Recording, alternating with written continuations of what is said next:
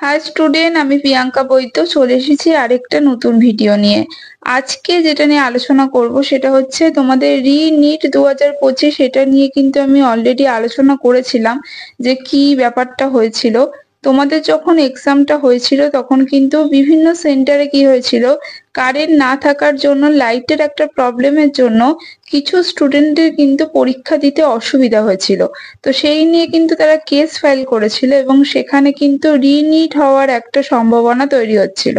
তো সেখান থেকে এমপি হাইকোর্ট থেকে কিন্তু পরিষ্কার স্টে অর্ডার দেওয়া হয়েছে যে রি-নিট এখন আপাতত কিন্তু হচ্ছে না, এবং হবে কি হবে না সেটা কিন্তু অবশ্যই পরের আপডেট এলে আমরা জানতে পারবো যে হচ্ছে কি হচ্ছে না। এবার বিষয়টা হচ্ছে যে তোমাদের যদি আবার রি-নিট হয় তাহলে তোমাদের যে কোশ্চেনটা এতটা টাফ হয়েছিল সেটা কিন্তু পরের বারে যদি এতটা টাফ না হয় সেই হিসাবে তো ওরা নাম্বারটা বেশি পেয়ে যাবে।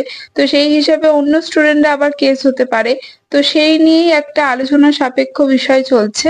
তো এই হচ্ছে পুরো আপডেটটা যে রি-নিট এখনো পর্যন্ত স্টে অর্ডার করা হয়েছে।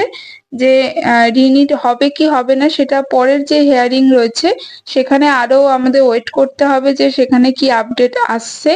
আপাতত এখন স্টে অর্ডার দেওয়া হয়েছে যে রি-নিটের ওপর, যে এখন এটা কিন্তু আলোচনার বিষয় যে রি-নিট হবে না ওদেরকে কোনো গ্রেস নাম্বার দেওয়া হবে, সেটা কিন্তু আলোচনা সাপেক্ষ, বা আমরা পরবর্তী হাইকোর্টে কি বলছে সেটার অর্ডার অনুযায়ী আমরা জানতে পারবো। তো আজকের মতো টাটা, নেক্সট ভিডিও নিয়ে খুব তাড়াতাড়ি হাজির হব।